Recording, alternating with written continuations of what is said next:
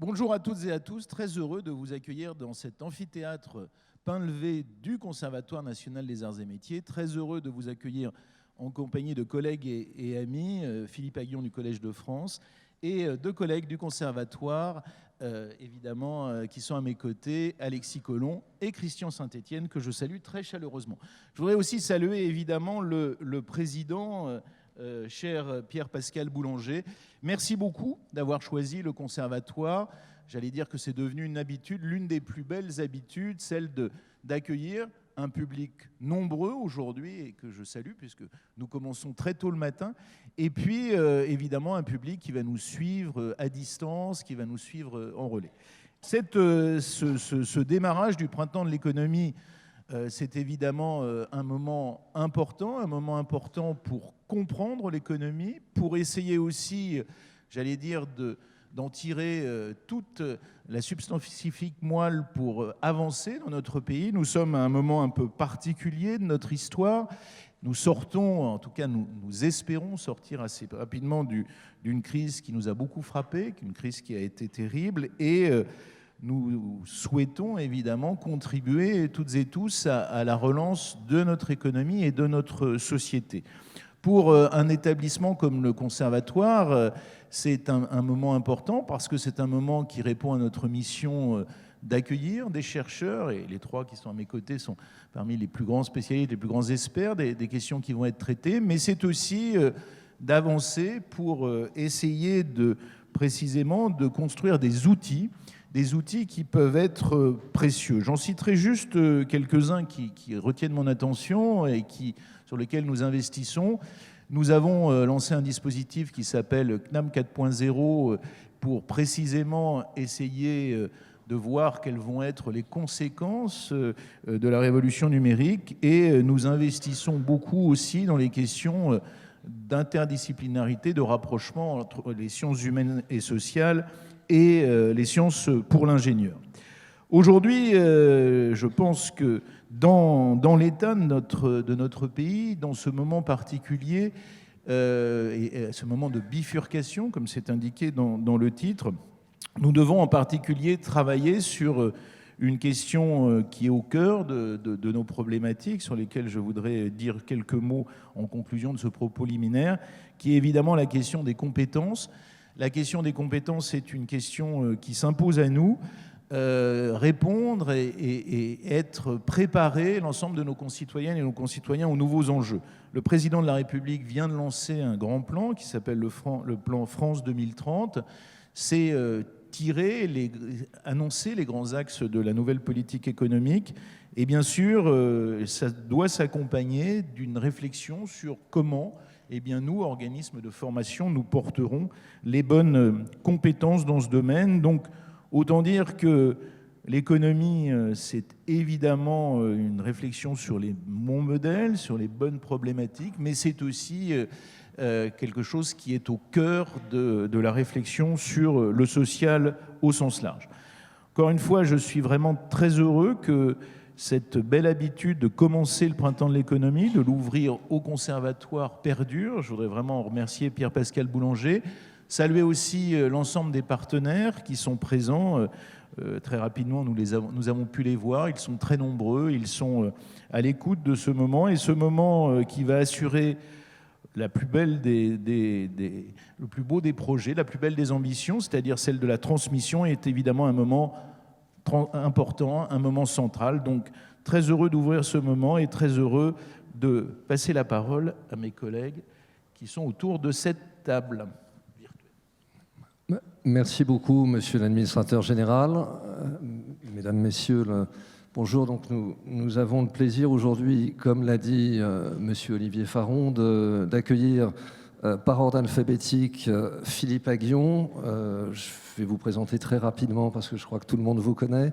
Vous êtes un grand spécialiste de l'innovation, un économiste réputé, reconnu à la renommée internationale déjà faite. Vous êtes professeur au Collège de France, vous avez enseigné dans différents établissements, Harvard, j'en passe, et des meilleurs. Et donc, un grand merci à vous de vous être rendu disponible ce matin.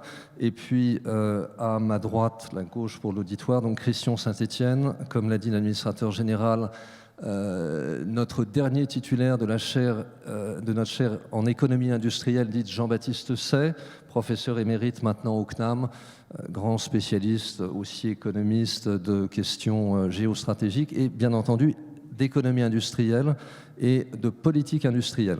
Alors, comme cela a été rappelé par l'administrateur général, dans le cadre du thème général du printemps, bifurcation, l'heure des choix, il nous semblait intéressant et même essentiel en fait de parler d'un sujet qu'on entend souvent évoquer, qui est le décrochage potentiel de l'Europe et de la France, de la politique industrielle de notre pays. Donc, on a bien entendu pensé à vous, Christian, pour traiter ce sujet. Et puis, deuxième volet de notre réflexion aujourd'hui, savoir ce que l'innovation, en fait, peut faire, comment l'innovation et toutes ces différentes facettes et tous les travaux qui ont été conduits par Philippe Aghion et ses pairs peut nous aider à dynamiser notre position, c'est-à-dire la position de l'Europe en général, puis la position de la France, bien entendu, en particulier.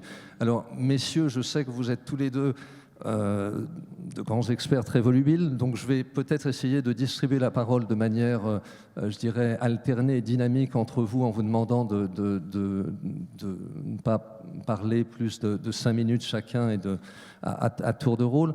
Christian, je voudrais commencer par vous sur cette première question en fait très simple. On entend souvent dire que l'Europe est en train de décrocher et la France est au deuxième niveau, je dirais la France au sein notamment du couple franco-allemand qu'on présentait comme un couple, je dirais modèle il y a quelques décennies. Et puis on a l'impression que, et sur un temps long, je parle là de quelques décennies, il y a une dérive. Est-ce que vous pourriez un peu nous planter le décor là-dessus, le décrochage de l'Europe et le décrochage de la France, et aussi, bien entendu, en parlant du contexte très récent de la pandémie, puisque, ça je ne fais que répéter ce que je lis dans les journaux, on nous raconte que la Chine a recommencé très très vite, que les États-Unis aussi pour différentes raisons, et que nous, on avait, je disais, quelques mois de décalage, voire un an. Bien, bonjour à tous, merci pour cette invitation. En 5 minutes, c'est évidemment un défi. Quelques mots simplement. Nous sommes donc dans une nouvelle révolution industrielle qui a commencé il y a plus de 3 décennies. Il y a eu 3 grandes révolutions industrielles à la fin du 18e. Pour faire simple, dans les années 1780, on a eu la révolution de la vapeur. Dans les années 1880, on a eu la révolution de l'électricité et du moteur à explosion. Et à partir des années 1980, on a la révolution de l'informatique. Alors, je vais essayer d'aller très très vite parce que ça se joue à plusieurs niveaux. Oui, l'Europe décroche, mais ce n'est pas définitif. Mais si on regarde dans le cadre de cette nouvelle révolution industrielle, quels sont les marqueurs de ce décrochage ? Donc, cette révolution industrielle ayant à son cœur l'informatique, nous observons que l'Europe n'a pas adopté de stratégie correspondant à cette révolution. Vous prenez tous les grands systèmes informatiques, il n'y a pas de système d'exploitation européen. Tous les systèmes d'exploitation sont américains pour l'essentiel. Les Chinois, suite à la politique américaine commencée sous Trump, notamment Huawei, essaye de développer un nouveau système d'exploitation qui s'appelle Harmony. Mais quand vous ne contrôlez pas les systèmes d'exploitation qui sont au cœur des systèmes informatiques, vous avez un rôle plus de spectateur que d'acteur.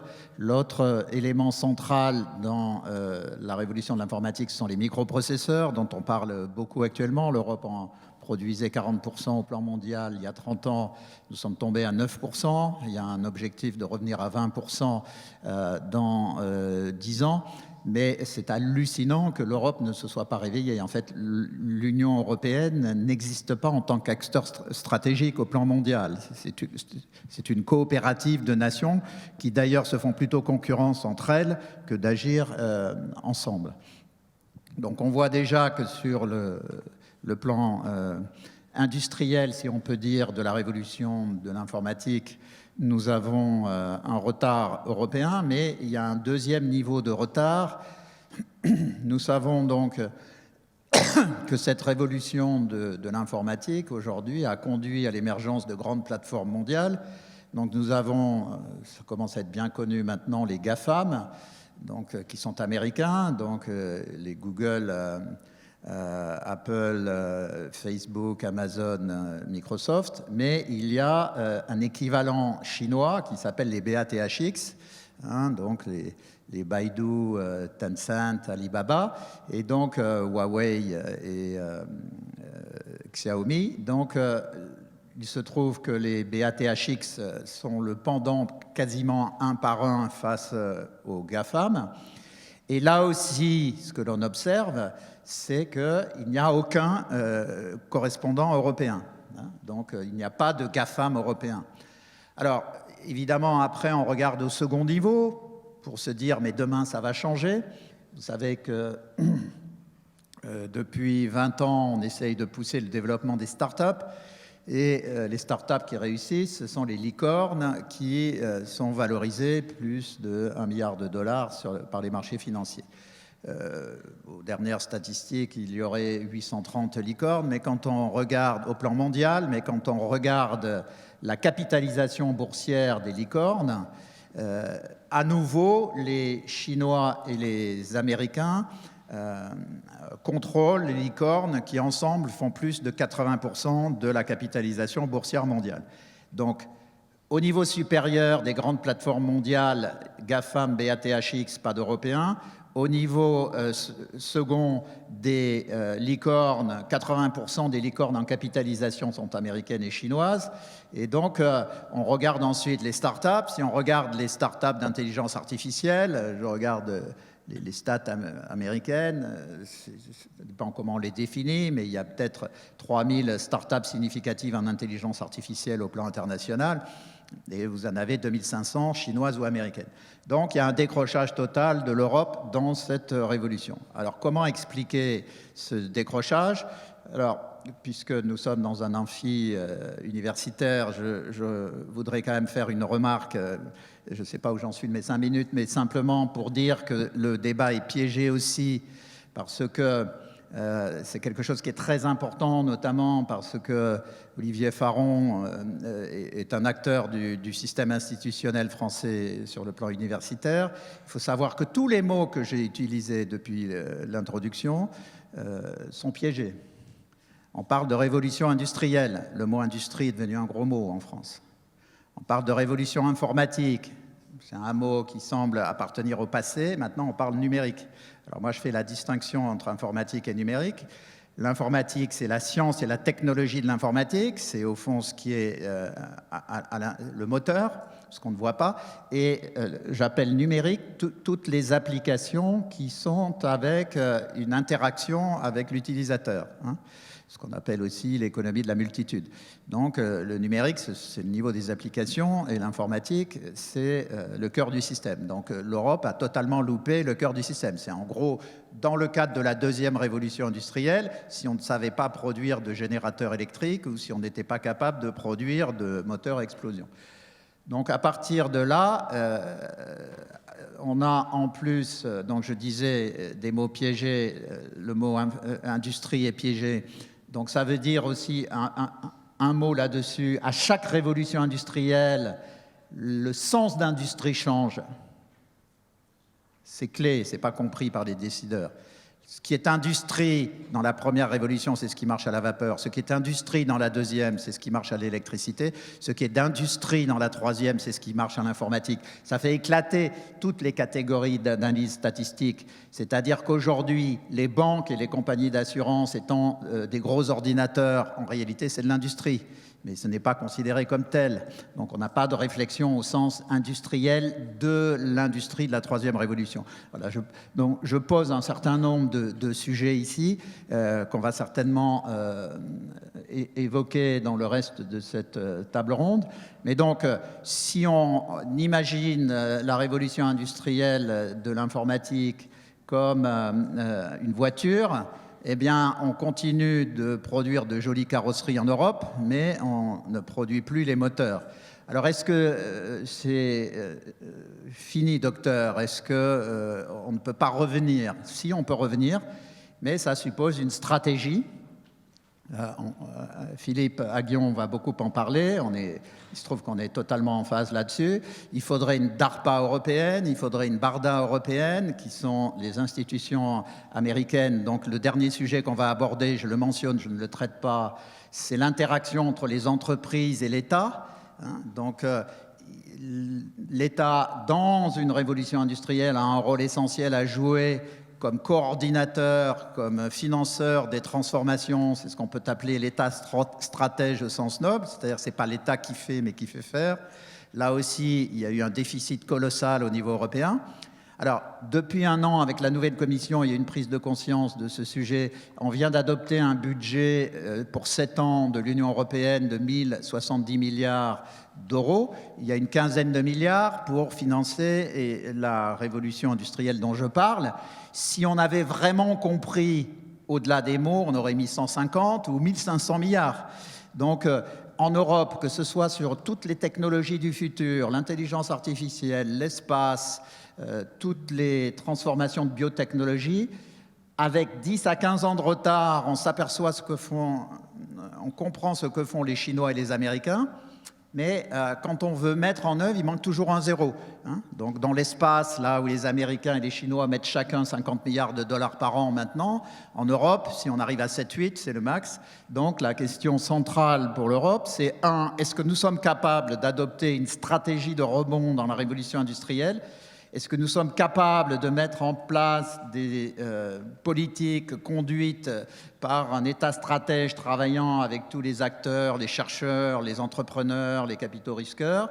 Et puis, est-ce qu'on est capable de rajouter le zéro qui manque, c'est-à-dire qu'il faudrait avoir une stratégie de rebond au niveau européen sur ces questions qui devrait être financée à hauteur de 100 à 150 milliards de dollars par an sur chacune des 10 à 15 prochaines années pour nous donner une chance de rattraper. Voilà, j'ai essayé de placer les différents chapitres de la réflexion qu'on peut avoir sur la place de l'Europe.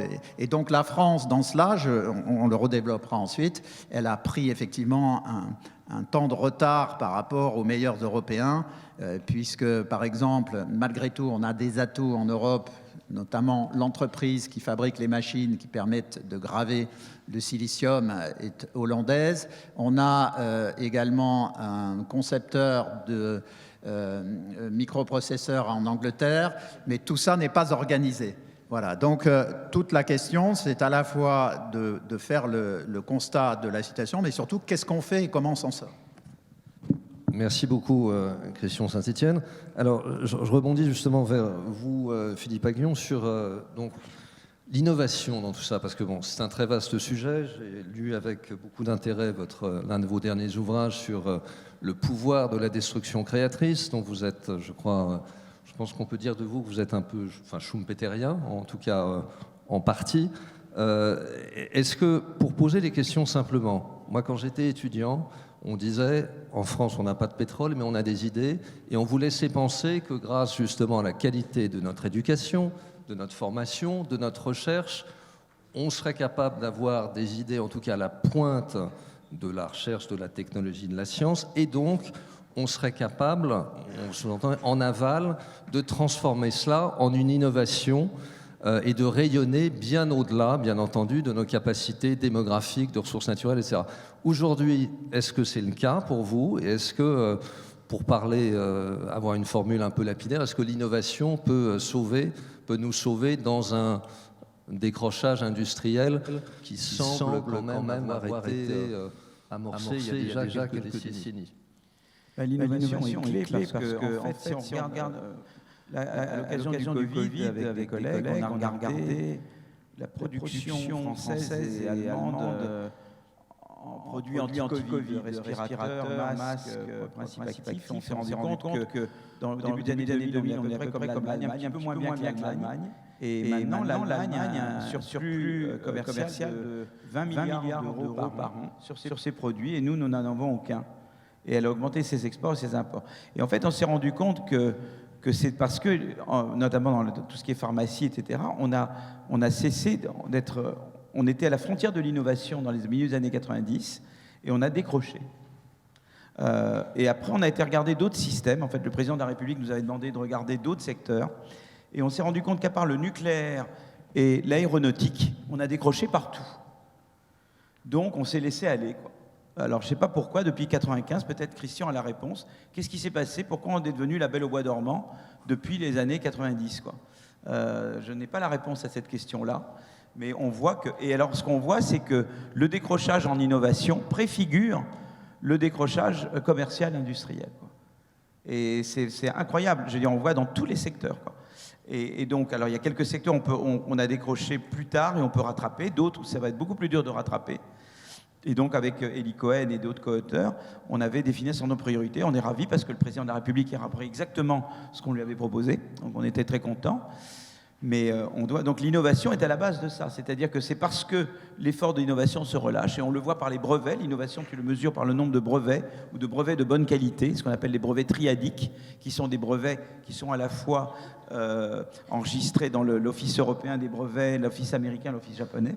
Tu prends ces brevets-là, les bons brevets, et tu vois vraiment le décrochage très très net. Donc l'innovation est à la base. Il va falloir, c'est par l'innovation qu'on va pouvoir reconquérir les chaînes de valeur. Donc je crois que ça c'est la première chose. Alors d'abord, après il faut comprendre pourquoi on a décroché.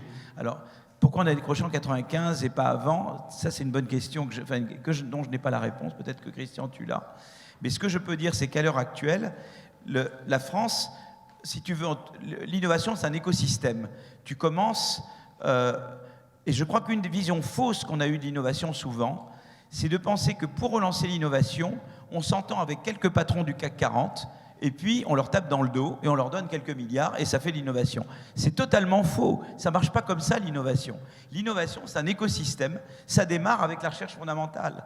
Or, nous, les universités, il y a eu des progrès avec, voilà, on a mis avec Pécresse et puis après, mais si on regarde la dépense en France par étudiant par an, on est encore très en deçà de ce qui se fait aux États-Unis, en Chine, etc. D'accord ? Si on regarde l'ANR, elle est pauvre, l'Agence nationale pour la recherche. Encore, on a un peu augmenté, mais c'est comparé même à l'Allemagne. L'Allemagne, l'équivalent de l'ANR en Allemagne, c'est 2 milliards par an. Nous, je crois qu'on est à 1 milliard. Et puis, ils ont la Volkswagen Stiftung, ils ont plein d'autres organismes qui complètent l'équivalent de l'ANR allemand. Donc, ils ont beaucoup plus que nous. Et par exemple, pour la biotechnologie, aux États-Unis, ils ont la National Science Foundation, qui est donc une super ANR. Hein. Ils ont la National Institute of Health, l'Institut national de santé, et ils ont des organisations de sponsors, notamment la Howard Hughes Medical Institute, qui finance beaucoup de recherche fondamentale. Rien que pour la recherche fondamentale. Et puis alors ensuite, qui est très important pour l'innovation, donc il y a tout ce qui est recherche fondamentale et donc université, etc. Donc là, on est très pauvre par rapport à ce qui se fait ailleurs. Ensuite, il y a le capital risque. On est très sous-développé par rapport aux États-Unis. Il y a ce qu'on appelle les investisseurs institutionnels. Alors là, on progresse, mais on a encore beaucoup à faire. Hein, les fonds de pension, les fonds mutuels, etc., jouent un rôle très important dans l'innovation aux États-Unis.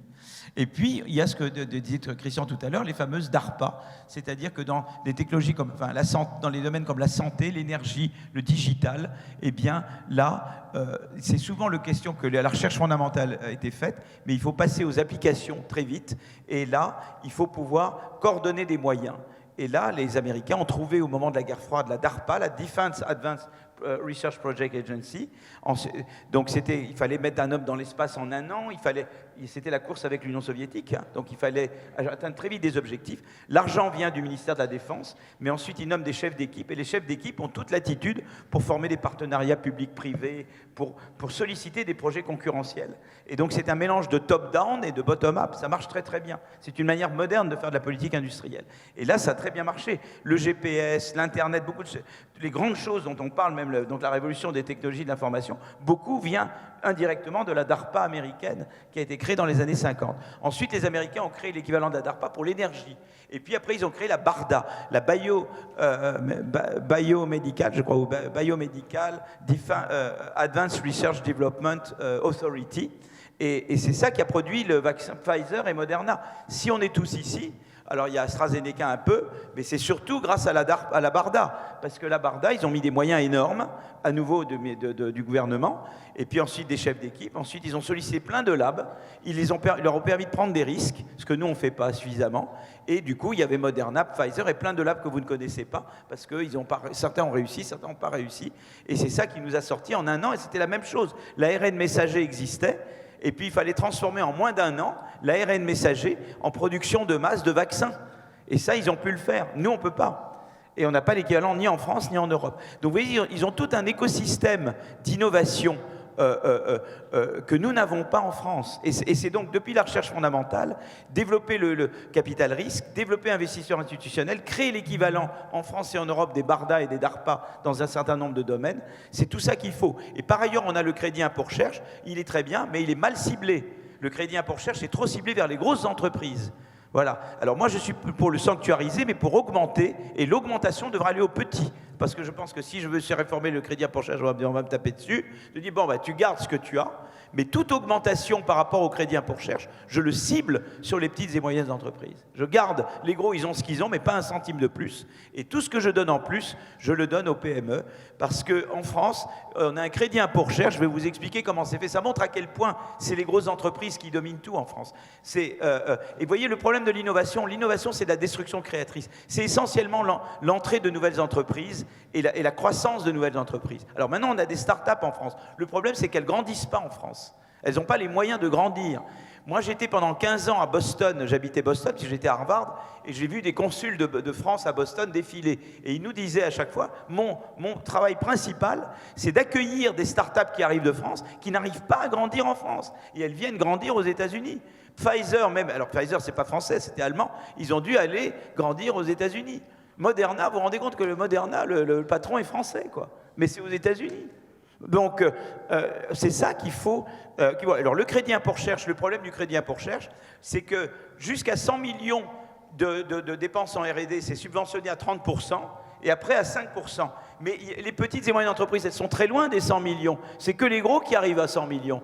Donc, en fait, 40% de ce que rapporte le crédit impôt recherche va aux grosses entreprises. En Grande-Bretagne, par exemple, le taux de subvention des entreprises dépend du ratio entre leurs dépenses en R&D et leur taille. Donc, ça beaucoup plus va aux petits, quoi. Et c'est les petits qui innovent le plus, on le sait, ça. Les grandes innovations viennent des petites entreprises, pas des grandes entreprises.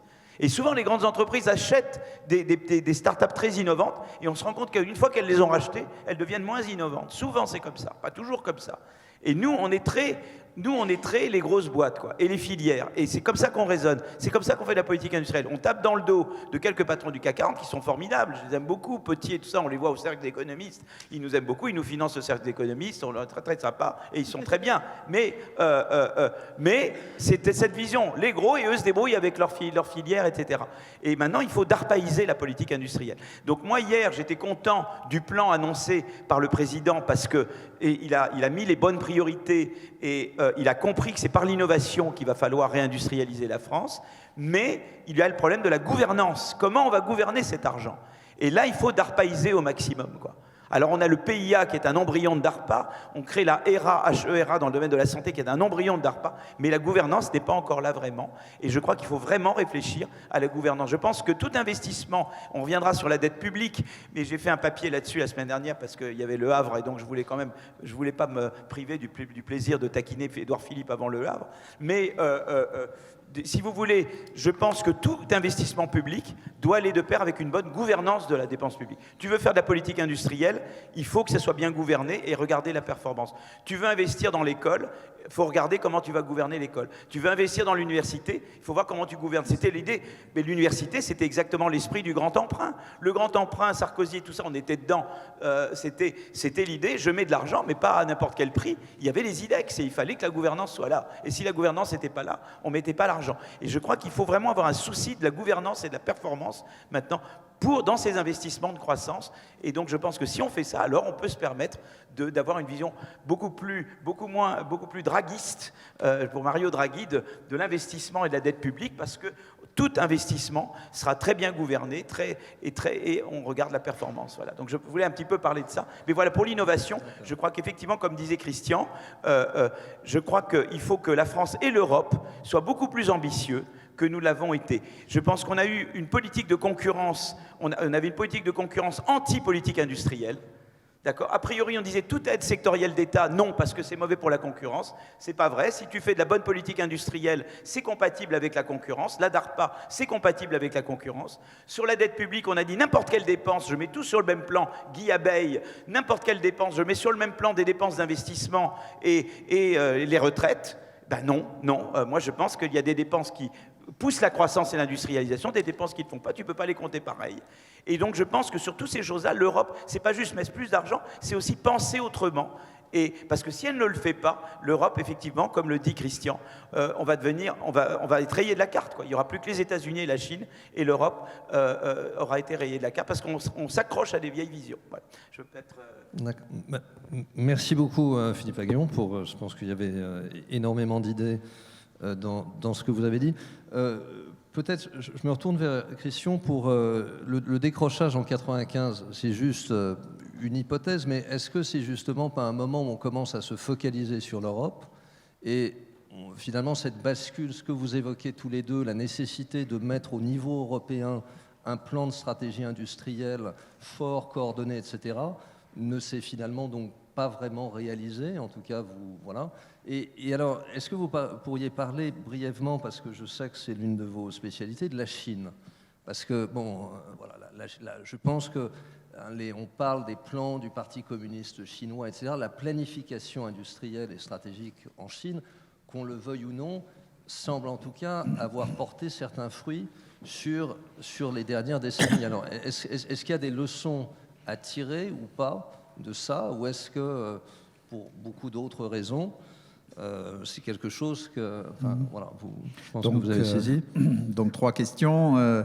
Le décrochage, l'Europe et la Chine. Sur le décrochage, il intervient effectivement au milieu des années 90. C'est un sujet que j'ai regardé. C'est effectivement très...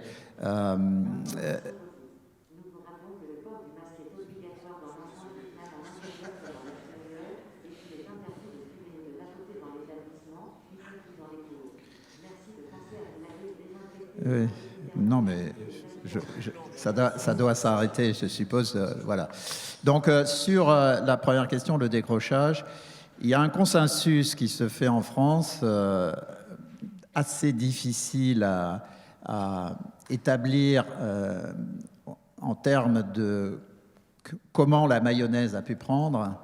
Mais il y a un consensus qui se fait dans les années 90, à la fois au niveau des économistes, des industriels, des politiques, des sociologues, sur l'idée, alors vous n'étiez pas nés la plupart de ceux qui sont dans l'assistance, mais pour les autres, il y aura peut-être un souvenir, c'était l'idée qu'on était entré dans un monde post-industriel, post-travail.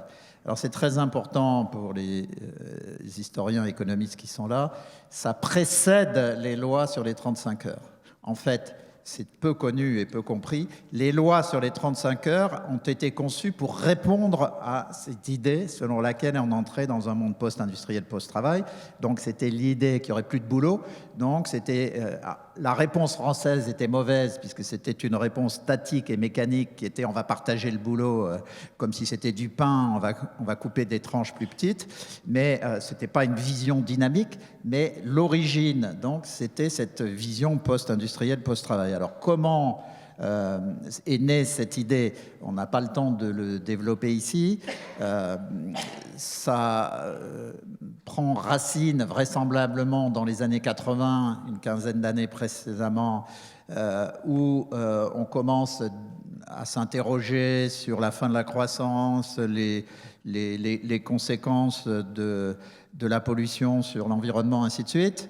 Mais il se trouve qu'en France, ça se coagule sous forme de cette idée de la fin du travail et de l'entrée dans un monde post-industriel. Or, il se trouve... Alors, donc, si on reprend le schéma que j'ai évoqué en introduction tout à l'heure, on a eu 2 grandes révolutions industrielles dans les années 1780-1880. Et donc, dans les années 1980, je précise qu'il y a quelques dizaines de personnes au plan mondial qui sont en train de revisiter les 2 premières révolutions industrielles pour essayer d'éclairer la nouvelle. Mais ce qui est assez fascinant, c'est donc au moment où en France on pense qu'on entre dans un monde post-industriel, en réalité on est en train de basculer de la 2e à la 3e. Alors ça c'est une de mes réflexions personnelles depuis longtemps. Tout le monde peut se tromper aux 3 niveaux clés que sont le niveau individuel, le niveau de l'entreprise et le niveau des nations. Tout le monde a le droit de se planter. La question centrale c'est... on commence à avoir des indications assez nettes au milieu des années 2000 qu'on s'est planté et on ne corrige pas. Donc, pour faire simple, alors il y a des gens, moi j'avais fait un rapport au Conseil d'analyse économique en 2006-2007, on est un certain nombre à se dire, attends, il y a un problème, c'est le moment où la France voit apparaître un déficit extérieur lié à la désindustrialisation, on fait des colloques, on alerte, on fait des articles, mais en réalité il ne se passe rien. Pourquoi ? Parce que cette idée demeure de l'entrée dans un monde post-industriel. Et donc, même, c'est tragique et c'est monstrueux, mais quand on ferme les usines, ça n'inquiète personne.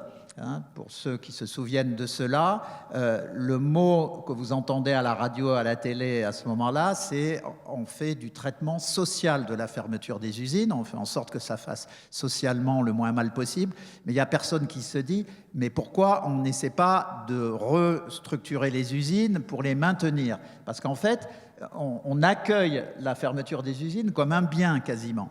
En gros, il y a même des gens qui pensent qu'on est en avance dans la nouvelle révolution industrielle en fermant les usines. Donc la question qui certainement va occuper les historiens économistes pendant une trentaine d'années à partir de maintenant, c'est comment on persiste à ce point dans l'erreur alors même qu'on a des signes évidents que c'est une erreur. Donc ça, c'est un sujet fascinant et que je ne vais pas traiter maintenant, je mentionne simplement ce problème. Donc à partir du moment où la France décroche,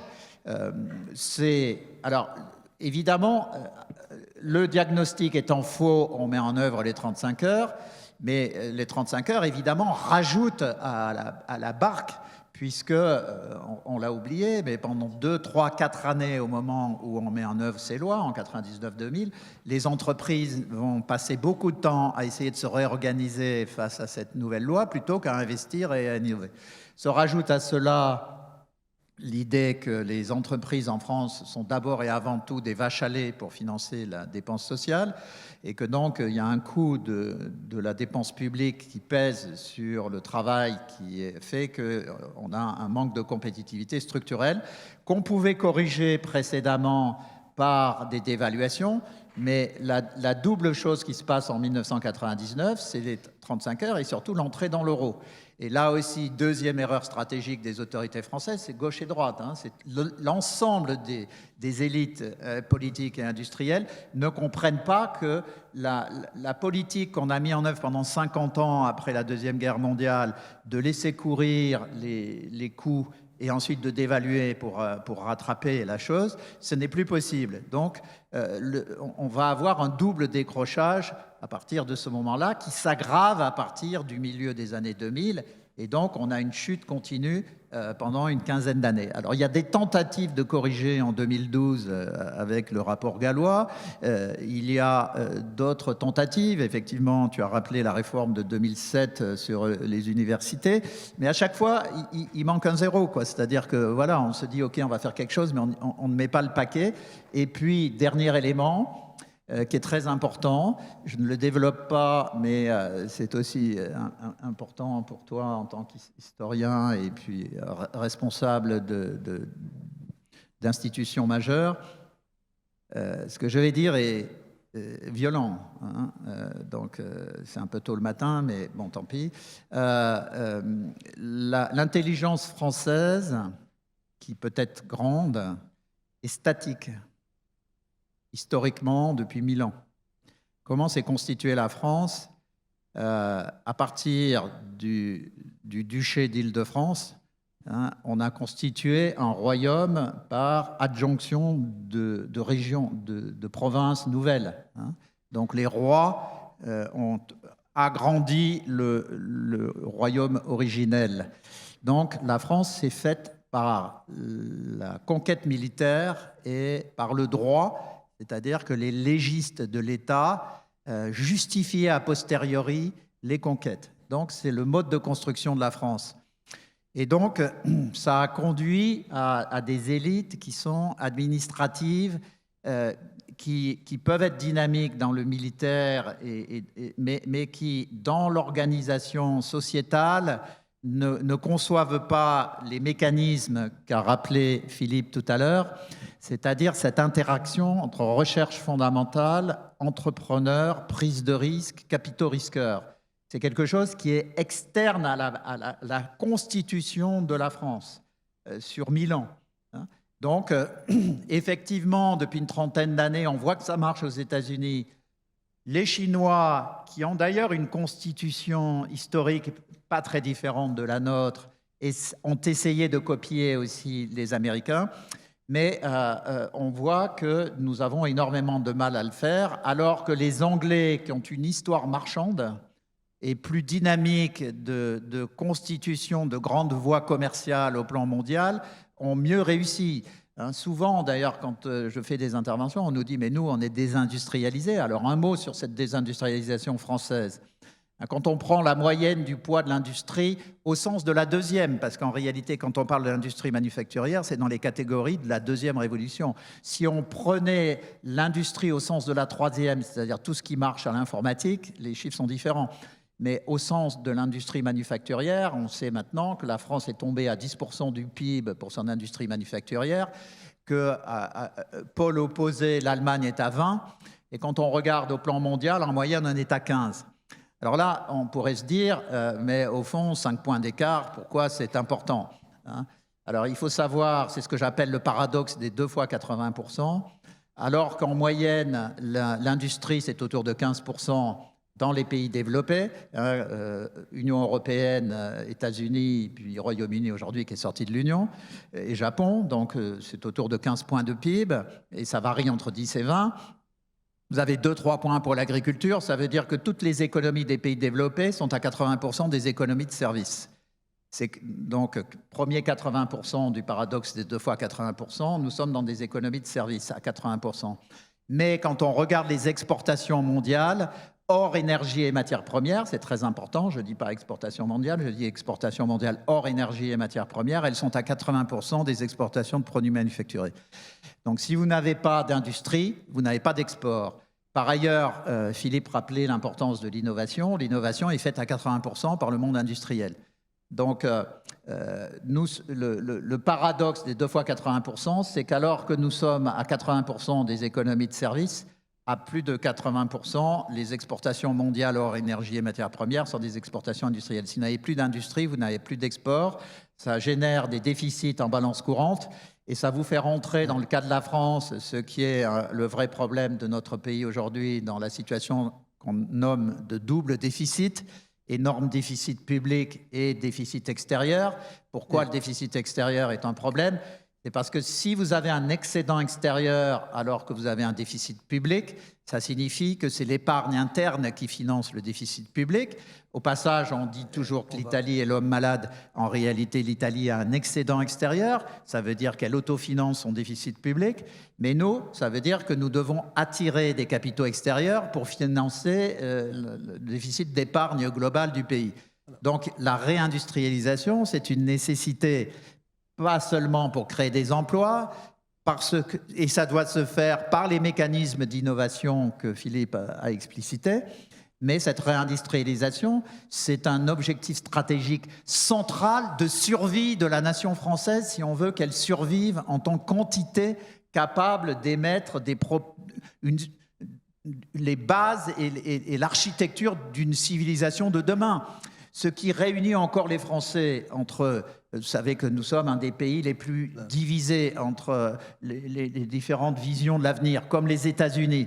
Mais ce qui fait qu'il y a encore un reste de nations en France, c'est cette volonté d'exister en tant que, au fond, porte-avions d'une vision sociétale et universaliste mondiale. Si on veut continuer d'exister en ce sens-là, on a besoin de refaire une industrie puissante pour arrêter ce déficit extérieur qui est comme, si vous voulez, une plaie béante où vous avez votre sang qui coule à l'extérieur, donc vous ne pourrez plus fonctionner.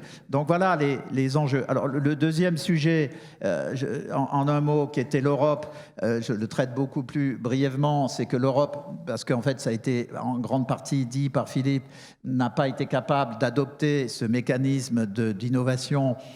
Je ne le mentionne pas, je ne le développe pas, mais en fait l'Europe n'existe pas sur le plan stratégique. C'est un collectif de nations qui en fait se font de la concurrence entre eux. La concurrence fiscale et sociale, elle est bien plus violente à l'intérieur de l'Europe qu'avec la Chine ou l'Inde. La France n'est pas en concurrence fiscale et sociale avec la Chine et l'Inde, elle est en concurrence fiscale et sociale avec l'Irlande, le Royaume-Uni, qui est sorti, mais l'Allemagne, bon, donc c'est un autre point clé. Et le troisième, la Chine. Alors juste un mot, parce que c'est quand même intéressant, puisqu'il y avait quand même un parallèle entre l'histoire sur la longue période de la Chine et de la France. Pourquoi ont-ils été capables de rattraper? C'est parce qu'ils ont mis beaucoup d'argent, ils ont en partie copié le système américain, mais je ne le développe pas. Il se passe depuis 18 mois quelque chose de nouveau en Chine, du fait de la nouvelle politique de Xi Jinping, le leader chinois, d'essayer de reprendre le contrôle des, justement, BATHX chinois et des licornes chinoises par une politique qu'il nomme de bien-être partagé, pour faire simple. Mais dans cette politique, il est en train de prendre le risque de casser les mécanismes d'innovation interne. Et je termine par là, tout ce dont on parle sur l'innovation et la stratégie mondiale, ce sont des éléments clés du combat stratégique pour la domination mondiale qui se joue actuellement entre la Chine et les États-Unis. Et effectivement, l'Europe actuellement est plutôt spectatrice dans ce conflit pour la domination mondiale, qui est assez fascinant, je ne le développe pas, mais c'est un conflit pour la domination géostratégique mondiale, mais qui se passe avec un conflit pour la domination des évolutions de la révolution industrielle de l'informatique. Et c'est la conjonction de ces deux conflits, c'est absolument fascinant quand on analyse ça, mais qui se joue actuellement. Hein. Donc, ce qui est extraordinaire, c'est que l'administration Biden continue exactement la politique de Trump sur cet élément-là. Hein. Et donc, les deux nations sont en conflit majeur. Et j'évoquais je termine vraiment, mais j'ai évoqué le fait que nous avions en France une difficulté à comprendre les transformations dynamiques au sens des mécanismes évoqués par Philippe. Mais l'autre point important, et il va falloir qu'on se réveille, et c'est aussi en partie ce qu'on attend de la jeunesse de France aujourd'hui, mais de la jeunesse européenne dans son ensemble. C'est pas seulement de vouloir qu'on aille plus vite sur la transformation environnementale, parce qu'en réalité, c'est le seul domaine où l'Europe est en avance. Nous sommes devenus le continent le moins polluant au plan mondial. Il ne faut pas qu'on se trompe de combat.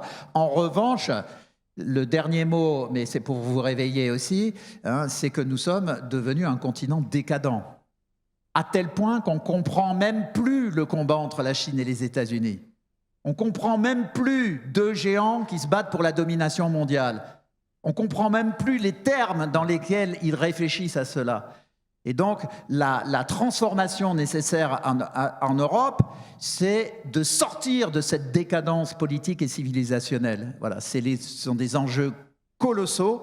Et si on arrive à mettre en place une politique comme celle qu'appelle Philippe ou moi-même, si on arrivait à le mettre en place, ça voudrait dire qu'en réalité, tout le mindset, la façon dont l'architecture mentale des décideurs européens a été transformée. Le jour où on fait ce que tu évoquais tout à l'heure, c'est qu'en fait, on a déjà réussi.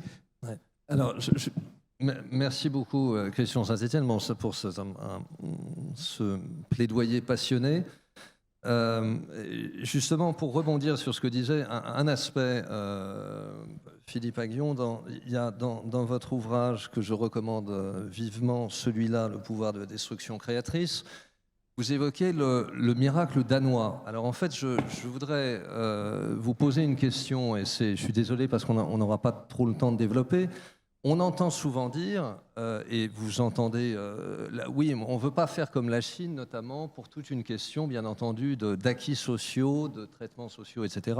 Certains industriels ou autres dénoncent d'ailleurs fortement les déséquilibres qui existent de production, etc., entre la Chine et en particulier l'Europe et la gouvernance, enfin toute notre réglementation. Est-ce que vous pensez que cette présentation, oui, finalement, on a décroché industriellement parce qu'on a des acquis sociaux et qui sont trop forts, c'est une mauvaise manière de présenter les choses? Et comment réconcilier, en fait, ce qu'on vous présente souvent comme étant des contraires? En fait, c'est que les 35 heures, c'était une mesure très stupide, quoi. Voilà, c'est tout. C'était malthusien. Et on peut faire du social intelligent. C'était du social idiot, quoi. Voilà, donc faut bien le dire. Hein. Donc, c'était pas comme ça qu'il fallait faire. Si vous voulez, certains ont une vision de dire voilà, les États-Unis sont innovants.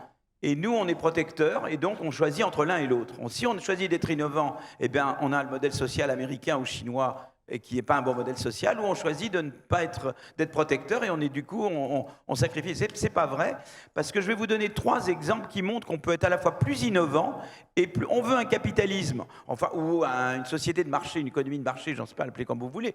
Il y a des gens qui diraient, si on fait ça, c'est du socialisme. Bon, on veut une économie qui soit aussi innovante que l'économie américaine, et aussi protectrice que disons, les modèles européens continentaux.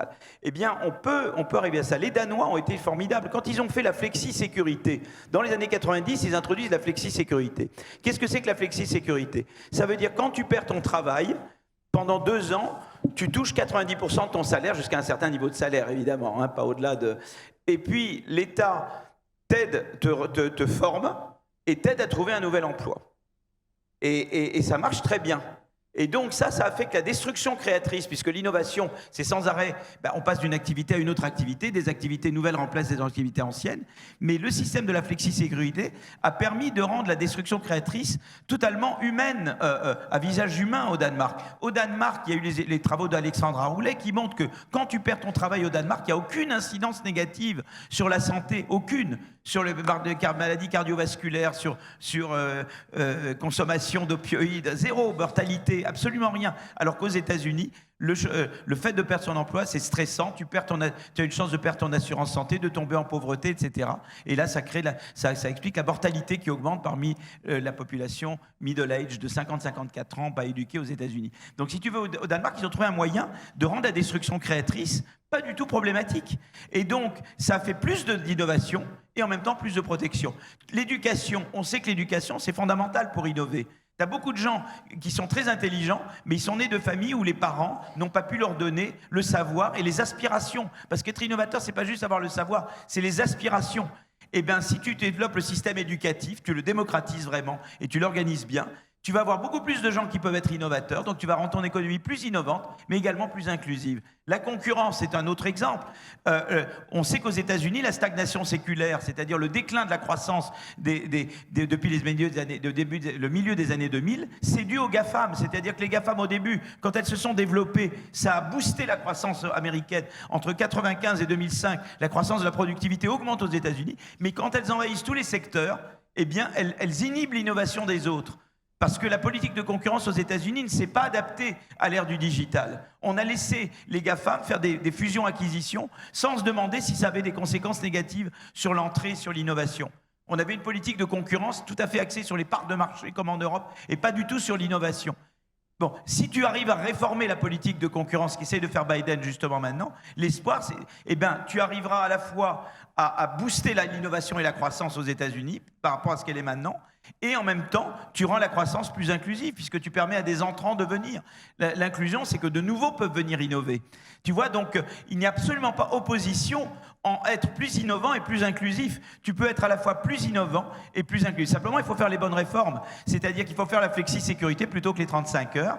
Ça veut dire aussi que dans la dépense publique, moi je propose qu'on dépense plus dans l'éducation, dans la recherche, dans les DARPA, mais qu'on travaille 2 ans de plus. Moi, je suis pour allonger la durée de cotisation d'1 ou 2 ans en tenant compte de la pénibilité. Voilà, je pense que ça, donc il y a des dépenses qu'il va falloir réduire, il va falloir, disons, faire quelque chose là-dessus. Alors il va falloir discuter de la pénibilité, de l'âge où on commence à travailler, mais je pense qu'il va falloir allonger la durée de cotisation et puis continuer de réformer l'État et en même temps investir là-dedans. C'est ce que fait Draghi.